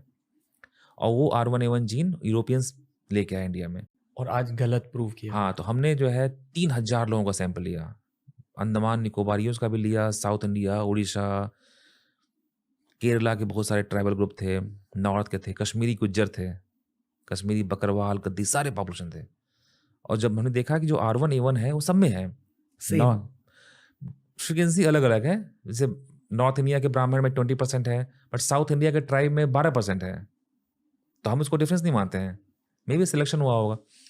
और फिर हमने डेटिंग की उसकी, कितने जनरेशन पहले आया होगा R1A1 जीन, क्योंकि म्यूटेशन का एक होता है रेट, 5 जनरेशन में एक म्यूटेशन हो रहा है मान लीजिए, और हमारे अंदर जो है 20 म्यूटेशन हुआ, ठीक है, उस जीन में। इसका मतलब कि 100 जनरेशन पहले एक ग्रुप आया होगा, और एक जनरेशन को अगर 25 साल माने तो इट मीन्स कि 2500 साल पहले एक पॉपुलेशन आई होगी। जब हमने डेटिंग की तो हमने देखा कि जो R1A1 की जो डेट है इट्स वेरी ओल्ड, लेकिन तो 20,000 साल पुराना हो रहा है इंडिया में। और जो डाइवर्सिटी है R1A1 की वो यूरोपियन डाइवर्सिटी के डबल है। तो जहाँ पे डाइवर्सिटी ज़्यादा होती है वो उसको मानते हैं कि वहाँ से पॉपुलेशन मूव की होगी। तो अब तो हमारा तर्क ये है कि इंडिया से बहुत सारे पॉपुलेशन मूव की यूरोप में, और R1A1 जो जीन है आज के प्रेजेंट डे यूरोपियंस में, बहुत सारे लोगों का कंट्रीब्यूशन साउथ एशियन रहा होगा। But it's a very big statement, और हमारे पास डेटा है एंड प्रूफ भी है, और उसको हम लोग पब्लिश करने वाले हैं, बहुत जल्दी पब्लिश होगा ये फाइंडिंग। क्योंकि दुनिया ये मानती है कि हिस्ट्री वहां से शुरू हुई और यहाँ आई, पर आप साइंस के माध्यम से ये प्रूव कर रहे हो नहीं भाई, आपके पूर्वज और हमारे पूर्वज सेम थे, भारत में थे, बिल्कुल, और यहाँ से निकल के यूरोप गए। हाँ, बहुत सारे पॉपुलेशन गए यहाँ से। और यूरोपियंस को, मैं जब जाता हूँ यूरोप में, अमेरिका में, तो वहाँ के लोगों को कोई दिक्कत होती ही नहीं है। अगर डेटा है तो वो एक्सेप्ट करते हैं तुरंत, डेफिनेटली यार, ओके मेरे एंसेस्टर साउथ एशियन थे। मतलब विराट कोहली और जिमी एंडरसन के एक पूर्वज रहे होंगे जो कॉमन थे, मे बी सबके एंसेस्टर्स कॉमन है उसको, बट हमारे जो हम जो बात करते हैं the most recent common ancestors, अगर आप देखोगे 1 लाख साल पहले तो सारे के सारे एंसेस्टर्स कॉमन थे अफ्रीका में। जी, अफ्रीका में सूखा पड़ा तो मूव किए, एक पहले वेव आई साउथ एशिया में, इंडिया में आए, और वही लोग गए अंडमान निकोबार गए। फिर second wave of migration south Asia से हुआ ऑस्ट्रेलिया में, वो अबोरिजिनल जो ऑस्ट्रेलियंस हैं वो यहाँ से गए इंडिया से। बट ऑस्ट्रेलियंस को कोई दिक्कत नहीं होती है मानने में कि अबोरिजिनल्स जो है साउथ एशिया से हैं। मैं मिला हूँ काफी सारे अबोरिजिनल से। आपने देखा होगा morphologically they are like look like Indians only. भारतीय संस्कृति के बारे में पूछते हैं और फिर कॉमनैलिटीज ड्रॉ आउट करते हैं, और ये मानते हैं कि हम उनके भाई हैं। मतलब बहुत सारे ऐसे हैं जिन्होंने कहा कि नहीं, आपका कल्चर हमारे कल्चर से बहुत सिमिलर है। ठीक है, फिर उसके बाद सेकेंड वेव हुआ, थर्ड वेव हुआ, यूरोप में गए, वहाँ पे यूरोपियंस गए जब यूरोप में, वहाँ पहले से ही थे हमारे भाई बहन, उसको बोलते हैं निएंडरथल्स। दे गॉट एक्सटिंक्ट, अब नहीं हो, बट काफी स्ट्रांग थे और उनकी मॉर्फोलॉजी अलग थी। ये नेक्स्ट एपिसोड में बताएंगे, ये बहुत बड़े बड़े टॉपिक्स हैं। ओके, पर थोड़ा मेट्रीलिनियल लीनिएज और पेट्री, हाँ, तो ये माइटोकॉन्ड्रिया माँ से आया, वो माँ का जो है कॉपीराइट है। जी। वाई क्रोमोसोम फादर का कॉपीराइट है, but to the son only. But mitochondria में सन में भी गया एंड डॉटर में भी गया माइटोकॉन्ड्रिया माँ का। ओके, पर हमारे लिए जैसे हम कहते हैं ना कि आप ज्यादा मम्मी की तरह दिखते हो, आप ज्यादा पापा की तरह दिखते हो, तो ये जो ट्रेट्स आते हैं, जैसे कि मेरे पापा बहुत ज्यादा मेहनती है और मेरी मम्मी बहुत ज्यादा मेहनती है और इमोशनल भी है, और आई फील कि मैं उनका एक कॉम्बिनेशन निकला हूँ, और कुछ चीजें अलग है मतलब मम्मी और पापा से। तो यहाँ भी इज इट फेयर टू से कि मेट्रीलिनियल लीनिएज और पेट्रियार्कल लीनिएज, पेट्रीलिनियल लीनिएज का एक रोल रहा है, या लाइफ के भी फैक्टर्स होते हैं? नहीं, इसमें कोई रोल नहीं होता है। ओके, माइटोकॉन्ड्रियल डीएनए का एंड वाई क्रोमोसोम का जो हमारे ट्रेट्स होती हैं उसमें कोई रोल नहीं होता है। पर्सनालिटी पर कुछ फर्क कोई नहीं होता है, उसको बोलते हैं ऑटोसोमल डीएनए। जो रेस्ट डीएनए होता है क्रोमोसोम 22 जो होते हैं, और 22 माँ से जो 22 फादर्स आते हैं, उसका रोल होता है। ओके, और वो I please correct me if I am wrong, जब एक वो एम्ब्रियो फॉर्म हो रहा होता है, मतलब अगर एक औरत और एक मर्द ने सेक्स किया तो एक एम्ब्रियो फॉर्म होता है, और उस एम्ब्रियो के फॉर्मेशन में बहुत अलग अलग चीजें, रैंडम चीजें होती है जो आपके कंट्रोल के बाहर है, उनके भी कंट्रोल के बाहर है। इसलिए अगर आप 2 भाइयों को देखोगे या 2 बहनों को देखोगे, एक ही घर में रहकर उनकी पर्सनालिटी एकदम अलग है। बिल्कुल, उनके कभी कभी चेहरे भी एकदम अलग हो जाते हैं। बिल्कुल, और ये भगवान के ऊपर बेसिकली डिपेंडेंट है ये आपके। तो वो इसलिए होता है क्योंकि जो आधा जो आया डीएनए वो रैंडम डीएनए है। आधा जो माँ से आया रैंडम है, जो आधा फादर से आया वो भी रैंडम है। बट जो दूसरा बच्चा होगा वो आधा हो सकता है कि माँ वाला ना हो, वो आधा जो हमारे सिबलिंग में है जो माँ से आया है वो हो सकता है मुझे मेरे फादर से वो आधा आ गया हो। जी। तो इसीलिए वो सिमिलरिटीज नहीं होती हैं अनटिल अनलेस की आइडेंटिकल ट्विंस ना हो। उसमें बिल्कुल ही इक्वल शेयरिंग होती है जीन्स की। है। बट जब बच्चे ग्रो करते हैं या जो ट्विन्स भी ग्रो करते हैं, उसके बाद भी बहुत सारे होते हैं एपिजेनेटिक मॉडिफिकेशन। अगर एक ट्विन चला गया यूरोप में, एक रह गया इंडिया में, तो जो इन्वायरमेंटल प्रेशर होगा और जो एपिजेनेटिक मॉडिफिकेशन, उसकी वजह से हमारे अंदर बहुत सारे बदलाव आएंगे, जो दोनों भाइयों और दोनों भाई या बहनों में अलग अलग होगा। पर अगर आपने एक भाई को पेट में मारा तो दूसरे भाई को ऐसे पेट में नहीं नहीं जुड़वा। देखिए, साइंस में हमेशा स्कोप हम रखना चाहिए। हो सकता है कि इसका कुछ लॉजिक हो। मैं साइंटिस्ट होने का ये मतलब नहीं होता है कि हम इस बात को बिल्कुल डिनाई कर दें। मे भी ऐसा होता है कि दूसरे भाई को भी दर्द हो, स्कोप छोड़ दीजिए ना आप। आपको क्यों बोलना कि नहीं मैं साइंटिस्ट हूँ तो मैं इस बात को नहीं मानूंगा। डॉक्टर नीरज राय, यही था हमारा पहला एपिसोड। ओके, आप में 20 पॉडकास्ट और है, तो झट से दूसरे एपिसोड को स्टार्ट करते हैं। ठीक है। कैसा रहा पहला बहुत पॉडकास्ट? अच्छा, बहुत अच्छा, मजा आ रहा है। मजा आया, आपसे मिलकर बहुत अच्छा लगा सर। पर अभी एपिसोड नंबर 2, धन्यवाद। तो दोस्तों, ये था आज का एपिसोड। हिंदी में मुझे बहुत सारे साइंटिफिक कॉन्वर्सेशंस करने हैं। अब तक सिर्फ अभिजीत चावड़ा को हमने इस पॉडकास्ट पर लाया as a science all star. शायद हमारे दूसरे साइंस ऑल स्टार हमें आज मिल गए, डॉक्टर नीरज राय।